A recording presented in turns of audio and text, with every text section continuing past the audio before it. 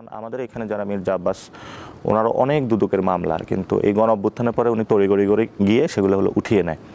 তো ফলত যদি আমরা সৎ, দক্ষ এবং যোগ্য প্রার্থীকে ইলেকশনের প্রসেসের মধ্য দিয়ে নিয়ে না আসতে পারি, তাহলে তো সেই পার্লামেন্টে চোর, বাটপার, সন্ত্রাসী এড়িয়ে যাচ্ছে। ফলত এটা আমাদের আন্ডারস্ট্যান্ডিং ছিল, আমরা তো বলেছিলাম এটা চেঞ্জ করতে হবে, কিন্তু আমরা কোনো নিউ সেটেলমেন্ট অথবা চেঞ্জিংয়ের জায়গাটা আমরা দেখি নাই।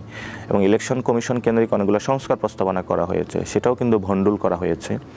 এবং সেখানে নারীদের আসন বৃদ্ধি থেকে শুরু করে অনেকগুলো বিষয় ছিল, যেখানে নারীদেরকেও তার ন্যায্য অধিকার থেকে বঞ্চিত করা হয়েছে। তো আমাদের আশা, যেই পরিবর্তনের স্বপ্ন আমরা দেখেছিলাম, সেই পরিবর্তনের যাত্রাটা এখনও অধরা রয়ে গিয়েছে। ডক্টর ইউনূস সে পর্যন্ত দেশে এমন একটা অস্থিতিশীল পরিস্থিতি ছিল যে ওনার বাংলাদেশ থেকে লন্ডন যেতে হয়েছে স্থিতিশীল করার জন্য। এবং সেখানে গিয়ে একটা রাষ্ট্রপ্রধান, যিনি হলো তখন দায়িত্বে আসেন নাই, তারেক রহমানের কাছে সেখানে গিয়ে মোটামুটি ওনার মাথা নত করেছেন। নট অনলি দ্যাট, এই সরকারকে অস্থিতিশীল করে রাখা হয়েছিল যে মেয়র হতে হবে, এটা নিয়ে পুরো ঢাকায় তো অচল ছিল। আমরা প্রায় 190টা আন্দোলন হলো, কাউন্টার করতে হয়েছিল। কোনো দল করে থাকে অথবা কোনো গোষ্ঠী করে থাকে, ফলত সার্বিক অবস্থা বিবেচনায় রাজনৈতিক দলগুলো যাতে ক্ষমতার ভোগী হওয়ার জন্য প্রচেষ্টা করেছে, জনগণকে যে তারা কিছু দিবে সেই জায়গাটা তাদের প্রচেষ্টা ছিল না।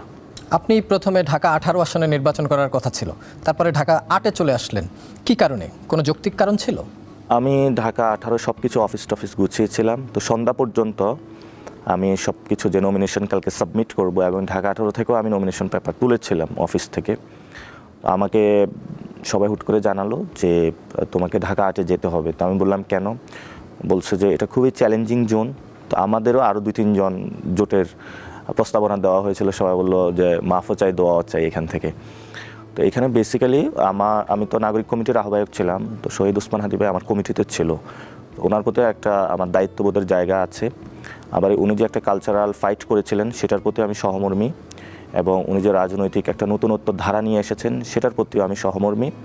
সেই জায়গা থেকে চ্যালেঞ্জিং জোন হলো, আমি দায়িত্বটা কাঁধে নিয়েছি এবং সবাইকে বলেছি ঠিক আছে আমি করব। বায়তুল মোকাররম থেকে শুরু করে অনেক গুরুত্বপূর্ণ প্রতিষ্ঠান, ঢাকা ইউনিভার্সিটি, বুয়েট, মেডিকেল রয়েছে। ফলত এখানে অনেক জায়গায় প্রার্থীদেরকে কম্প্রোমাইজ করতে হয়। তো যার জন্য আমি কিন্তু সেই ক্ষেত্রে একদম সবাইকে না বলে দিয়েছি যে এখানে জনগণের জায়গাটা আমি প্রতিষ্ঠা করতে চাই। লাইক দ্যাট, যারা হকার আছেন তারা তো নিরীহ মানুষ, ফলত তাদের দোকানগুলো নিয়ন্ত্রণ করার জন্য বিশাল একটি চক্র কাজ করে। এবং ঢাকাতে বড় এই হকার্স অথবা ছোটো ছোটো দোকানদার রাস্তার পাশে তাদেরকে বসিয়ে বড় ধরনের বাণিজ্য করে। তো আমি তাদেরকে সলিউশন দিয়েছিলাম যে আমি তোমাদেরকে লাইসেন্স করে দেবো সরকার থেকে, সরকার তোমাদেরকে নিরাপত্তা দিব, আমরা একটা বড় মার্কেট করব, দখলমুক্ত করে জায়গা, সেক্ষেত্রে তোমাদের পুনর্বাসন করা হবে। তো শুধু একটা না, এরকম অনেক সমস্যা ছিল, এবং প্রত্যেকটা পলিটিক্যাল পার্টির হলো হেডকোয়ার্টার এখানে। তো আমার প্রত্যেকটা জায়গার চ্যালেঞ্জ হলো কভার করতে হয়েছে, এবং চ্যালেঞ্জিং জোনগুলো মারিয়ে হলো আমার সামনে যেতে হয়েছে। আর আসি প্রার্থীর ক্ষেত্রে, মির্জা আব্বাস সাহেব হলো এখানে বিএনপির বড় একজন ফাইন্যান্সার। তো আমাদের যে ফাইন্যান্সিয়াল সিস্টেম, যে পলিটিক্যাল পার্টিগুলো, এগুলো হলো বিশেষত চাঁদাবাজি, সন্ত্রাসী, দুর্নীতির মাধ্যমে ওই টাকাগুলো তুলে থাকে।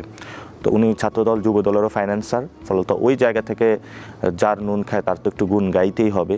সেই জায়গা থেকে সকল দেখলাম বুদ্ধিজীবী, সোশ্যাল অ্যাক্টিভিস্ট, হুট করে যারা বাংলাদেশের অনেক ভালো মানুষ মনে করেছি, তারাও তার গুণ গাইতে শুরু করলো। পরে খোঁজ নিয়ে বুঝলাম যে একটু নুন খাইছে সবাই। আর সাথে সাথে এখানে আপনি দেখেছেন যে বাংলাদেশ ব্যাংকে ডাকাতরা যেভাবে যায়, এভাবে হলো 200-300 লোক নিয়ে হলো ডাকাতিও করেছে। প্রিজাইডিং অফিসার দিতে হবে, ক্যাশ টাকা লাগবে, এটা হলো বাংলাদেশের নজিরবিহীন ঘটনা। তো এবং শহীদ ওসমান হাদী ভাই ইউনিক জিনিস বাংলাদেশে ক্রিয়েট করেছেন, আমি সেই এরিনাটা খুঁজে পেয়েছি, এবং উনি আমার জন্য পথ অনেক সহজ করে দিয়ে গিয়েছেন। যেই ভোটগুলো আমি পেয়েছি এগুলো শহীদ ওসমান হাদী ভাইয়ের ভোট, এবং উনি এই চ্যালেঞ্জিং জোনটা প্রথমেই চ্যালেঞ্জ করে গিয়েছেন। ফলত আমারও ওইখানে চ্যালেঞ্জ করতে অনেক বেশি সুযোগ হয়েছে ওনার দেখানো পথে, এবং অনেক চ্যালেঞ্জিং ছিল সর্বদিক থেকেই, মিডিয়া, ব্যুরোক্রেসি, ডিপ স্টেট, সর্ব জায়গা থেকে চ্যালেঞ্জিং ছিল। তো লাস্ট আমার আন্ডারস্ট্যান্ডিং যতটুকু, বিএনপি প্রেস্টিজ হিসাবে নিয়েছে, এবং চাঁদাবাজি এই রাজত্বটা টিকিয়ে রাখতে চেয়েছে। প্রশাসনও সেখানে এমন একজন লোককে চেয়েছে যার মধ্য দিয়ে যে আমাদের পচাগোলা যে সমাজটা আছে সেটা তারা চালাইতে পারবে, শাহবাগ ফুল মার্কেটের মতন এরকম অসংখ্য জায়গায় চাঁদাবাজি করতে পারবে। সে রাজত্বটা টিকিয়ে রাখার জন্য এই পরিস্থিতির দিকে গিয়েছে। তো আমার বিশ্বাস জনগণ অনেক বেশি ভোট দিয়েছে, এবং আমার 3 ঘন্টা আমি দেখেছিলাম ভোট কাউন্টিং অফ ছিল, সে সময়টা তারা ইঞ্জিনিয়ারিং করেছে। কেন্দ্রে কেন্দ্রে গিয়ে ভোট ডাকাতি করেছে, জনগণের রায়কে তারা নিয়ে গিয়েছে। আমার সামনে সুযোগ ছিল যে সবাইকে নিয়ে মাঠে এসে কিন্তু রক্তক্ষয়ী সংঘর্ষ আমি এড়িয়ে গিয়েছি, কারণ আমি মনে করি গণতন্ত্রে কোনো রক্ত না, গণতন্ত্র হলো শান্তিপূর্ণ জিনিস। এবং পুরো বাংলাদেশে আমি যতদিন রাজনীতি করি আমি অহিংস জায়গাটা, শান্তিপূর্ণ জায়গাটায় আমি চুজ করেছি এবং এই ভিত্তিতেই আমি করব। এবং আমি যখন ইনকিলাব মঞ্চ মাঠে আন্দোলনের জন্য নামলো শহীদ ওসমান হাদিবের হত্যাকাণ্ডের জন্য, ওই সময় আমি শান্তিপূর্ণ আচরণ করেছি এবং প্রিভিয়াসলি আমি শান্তিপূর্ণ আচরণ করেছি। আমি শান্তির পক্ষে, আমি কোনো যে গুন্ডা মাস্তান এদের সাথে জড়িয়ে পড়ে মারামারি, পুরো মানুষের জীবনকে অতিষ্ঠ করে ফেলা, সেই জায়গাটাতে না। আমি আমার কিছু হোক এটা নিয়ে আমি দ্বিধান্বিত নই। তরুণ, জেনজি, ওল্ড সবাইকে আমি কানেক্ট করে ফেলেছি আমার কমিউনিকেশন প্রসেসের মাধ্যমে। এবং নির্বাচনের দিন যখন আমি মির্জা আব্বাস মহিলা কলেজে গেলাম, সেখানেও অনেক ইরেগুলারিটিস দেখতে পেলাম। পরবর্তীতে যখন আমি এটা এক্সপোজড করলাম, পরের কেন্দ্রে গেলাম, সেখানে আরও বেশি ইরেগুলারিটিস পেলাম, অনেক যেগুলো হলো গণতন্ত্রের সাথে যায় না, অর্থাৎ একটি দলের পক্ষে সবাই মিলে কাজ করতেছে। সেগুলো যখন আমি এক্সপোজড করলাম, সবার সামনে প্রকাশ করলাম, আমাকে স্লেজিং করা হলো এবং এক পর্যায়ে আমার মাথায় ঘুষি দেওয়া হলো এবং আমাকে ওই দিন তো মেরেই ফেলতো। পরবর্তীতে আর্মি ছিল পাশে, তারা এসে আমাকে উদ্ধার করেছে এবং সেখানে ভোট কেন্দ্রের বাহিরে এবং ভিতরে প্রায় 10,000 পিপল ছিল এবং সবাই টার্গেটেড মানুষটা ছিলাম আমি। এবং সবাই একই কথা বলেছিল যে মির্জা আব্বাসের এরিয়ায় তুমি এসেছো কেন, কত বড় সাহস তোমার। তো আমি বলেছি যে গণতন্ত্রের স্বার্থে আমার যেখানে যেতে হয় আমি সেখানেই যাব। সেদিন আমি সাহস করে গিয়েছিলাম, অনেকে নিষেধ করেছিল। আমি প্রার্থী, আমার ভোট কেমন পড়ছে, কি হচ্ছে সেটা তো আমার দেখার অধিকার রয়েছে। আমি আমার অধিকারের জায়গা থেকে গিয়েছি, পরে আমাকে উদ্ধার করেছে। তখন থেকে আসলে রেজাল্ট পরিবর্তন হওয়া শুরু থেকে সব কিছুই এই যে জোর যার মুল্লুক তার এই কাজগুলো তারা শুরু করেছে। আরেকটা বিষয়ে এই জন্য আমাদের আমরা দিব না, শির তো চলে যাওয়ার একটা আশঙ্কা থাকে। ফলত আপনার যখন অধিকার থাকবে, প্রাইড থাকবে, আপনি জাতি হিসাবে, বাংলাদেশি হিসাবে, সেটা জিয়াউর রহমান হত্যাকাণ্ডের শিকার হয়েছিলেন। শুধু জিয়াউর রহমান না, অসংখ্য মানুষ এখানে হত্যাকাণ্ডের শিকার হয়েছেন। ফলত সেই অনিশ্চয়তা জীবন নিয়ে তো আমাদের থাকেই, যে আশঙ্কাটা থাকে। তবে আমরা জীবনের যে নিরাপত্তা, নিশ্চয়তা, এটা কোনো মানুষের কাছে মনে করি না। আমি ব্যক্তিগতভাবে যেটা কোরআনে আছে, মানে সলাতি ওয়া নুসুকি ওয়া মাহিয়া ওয়া মামাতি লিল্লাহি রাব্বিল আলামিন, জীবন, কোরবানি, মৃত্যু সব কিছুই আল্লাহর জন্য আসলে। ফলত আমি আল্লাহকে অনেক বিশ্বাস করি, ওনার কাছে আমার জীবন, ওনার কাছে মৃত্যু। সরকার বদলেছে, সিস্টেম কি বদলাবে?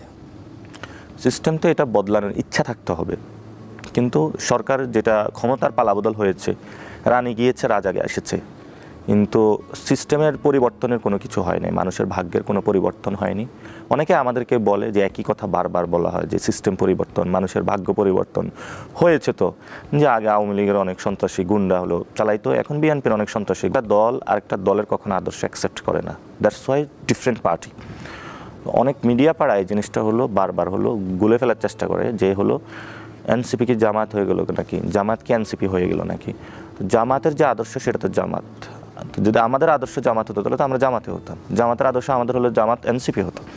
তো আদর্শের জায়গায় পলিটিক্যাল অ্যালায়েন্সগুলো হয় কোনো এজেন্ডা বেসিসে, লাইক দ্যাট। এখন আমাদের যে এজেন্ডাগুলো সেগুলো রয়েছে যে সংস্কার ইস্যু, শেখ হাসিনার বিচার, চাঁদাবাজি, সন্ত্রাসী, দুর্নীতি বন্ধ, নতুন বাংলাদেশে একটি পরিবর্তন নিয়ে আসা।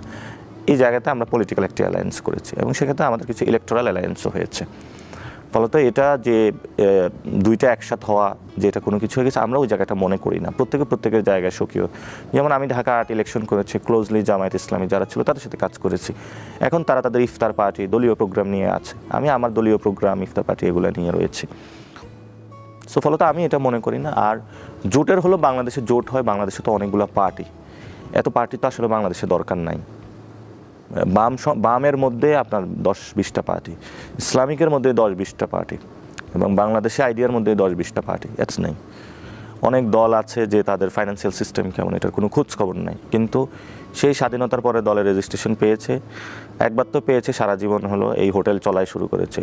তো এই হোটেলে কি কাস্টমার আসে নাকি খাবার আসে, ওই বিষয়ে আর কোনো খোঁজ খবর থাকে না নির্বাচন কমিশন। জাস্ট হোটেলের সামনে একটা ওই যে বড় আমাদের বাংলাদেশে হলো রাজনীতিটা হয়, মুখটা থুতনিটা কেমন পরিচিত এটার কাছে, যে ঠিক আছে ডক্টর কামাল ওর থুতনিটা হলো ভালো, উনি সংবিধান বানাইছে, ওনাকে একটা দল দিয়ে রাখতে হবে। এরপরে হলো আন্দাবুর রহমান পাট্টা, ওনার বাপ ছিল কিছু, ওনার একটা গরুর গাড়ি দিয়ে একটা দল দিয়ে রাখতে হবে। আর রেসপেক্ট এভরিওয়ান, কিন্তু এই যে থুতনি দেখে, মুখ দেখে, চেহারা দেখে, বাপ কি ছিল, দাদা কি ছিল, দল দিয়ে রাখা, দুইটা অফিস নাই, কোনো কিছু নাই, এটা আসলে মানে সুস্থ গণতান্ত্রিক পরিবেশ নিশ্চিত করে না। এটা পরিবর্তন করতে হবে। তো ইলেকশন কমিশনে আমরা এটা নিয়ে ফাইট করেছিলাম, আমরা বলেছিলাম ইলেকশন কমিশনে কোনো সিস্টেমে নাই, দলগুলো কীভাবে পরিচালিত হবে, কতদিন তারা থাকবে, কী কী রিকোয়ারমেন্ট ফুলফিল করলে প্রত্যেক বছর তাদের রিনিউ হবে এবং প্রতীকগুলো কিভাবে হবে, এই বিষয়ে তাদের কোনো আন্ডারস্ট্যান্ডিং বা তারা যে পরিবর্তন করতে চায় সেটা হয় নাই। তাহলে বাংলাদেশে কীভাবে? কিন্তু যে 2টি পয়েন্টে শপথ হওয়ার কথা ছিল, বিএনপি শেষ পর্যন্ত এমপি হিসেবে শপথ নিয়েছে, কিন্তু সংবিধান সংস্কারের বিষয়টিতে শপথ নেয়নি। আপনারা কি নাটকীয়তা করে প্রথমেই জনগণ থেকে একটু দূরে সরে গেলেন, নাকি ঠিকই ছিল? না, এটা প্রথমে তো সবাই বলছে যে রিফর্ম অ্যাসেম্বলি এবং 2টা শপথের কথা ছিল। যে চিঠিটা দেওয়া হয়েছিল সেই চিঠিটাতে এই 2টা বিষয়েরই কথা ছিল এবং সবাইকে ওইভাবে ইনফর্মড করা হয়েছে। তো পরবর্তীতে আমরা খোঁজ পেয়েছি যে ভিতরে হলো বিএনপি হলো সংস্কার থেকে এটা তারা শপথে অংশগ্রহণ করবে না, এরকমই খোঁজ পেয়েছি। তো আমরাও একটু জামাত ইসলামীকে প্রেশার ক্রিয়েট করি যে এটা একটু অনড় অবস্থানে আমরা যেতে শুরু করি। তো পরবর্তীতে আমরা যখন দেখলাম যে সব দিক থেকে একটা মেসেজ আসতেছে যে সবাই বলবে যে না, এটা বিএনপিকে বাধা দেওয়া বা কোনো কিছু এরকম কোনো কিছু আমাদের উপরে একটা ট্যাগ দেওয়ার চেষ্টা করা হবে, পরবর্তীতে ঠিক আছে আমরা আলহামদুলিল্লাহ যাই, সংসদে কথা বলি, অর্থাৎ এই পরিস্থিতিটা পার্লামেন্টের বাহিরে নিয়ে আসার যে উত্তপ্ত পরিস্থিতি করা রাজপথে, সেদিকে আমরা যাই না। কারণ গত 1.5 বছর 2 বছর জনগণ অনেক অশান্তির মধ্যে দিয়ে গিয়েছে, আর রমজান চলে এসেছে। সব মিলিয়ে আমরা চাই না যে জনগণকে আর কোনো ভোগান্তি দিতে, যে রাজপথে মিছিল মিটিং এটা সংসদেই থাকুক, আমাদের কথাবার্তায় থাকুক। সো আমরা আলহামদুলিল্লাহ পরবর্তীতে যখন আমরা সিদ্ধান্তটা নিয়েছি, এখন তো মানুষ বুঝতে শুরু করেছে, মানুষের কথা বলা শুরু করেছে বিএনপি কেন শপথ নিচ্ছে না। ফলত ওইটার মধ্য দিয়ে আমরা আরও জনগণের সাথে বেশি কানেক্টেড এবং অ্যাকসেপ্টেড হতে পেরেছি। আমরা মনে করি যে জনগণের সাথে আরও বেশি মিশার আমাদের সুযোগ হয়েছে। ওই পয়েন্টটা যদি না আসতো যে আমরা নিব নাকি নিব না, এটা তো মানুষ জানতো না ওইভাবে, জাস্ট চুপিসারে সবকিছু হয়ে যেত। তার মানে জনগণের স্বার্থেই বা রাষ্ট্রের স্বার্থেই আপনারা ছাড় দিয়ে বিরোধী দলের আগের বিরোধী দল আমরা শপথ নিয়েছিলাম, আন্দোলনে না গিয়ে শপথ নিয়ে সরকারকে সহযোগিতা করতে চাচ্ছেন। তারেক রহমানের নেতৃত্বে যে সরকার গঠিত হলো সেখানে প্রায় 50 জন মন্ত্রী প্রতিমন্ত্রী এবং তার 10 জন উপদেষ্টা। অনেক তো সমালোচনা করেন, কিছু ভালো দিক কি রয়েছে এই মন্ত্রিসভার তারেক রহমান যে শুরু করলেন? ভালো দিক তো আছে, যে সব নিজের লোকদেরকে বসাইতে পেরেছেন উনি, এবং যে সার্কেলটা বাংলাদেশটাকে নষ্ট করবে ওই সার্কেলটা একসাথে হয়েছে। আগে ছিল হাওয়া ভবনে, এখন হলো প্রধানমন্ত্রীর দপ্তরে। সেই মানুষগুলো আপনি খুঁজে দেখবেন, আপনি তো সাংবাদিক, খুঁজে দেখবেন সেই মানুষগুলো এসেছে।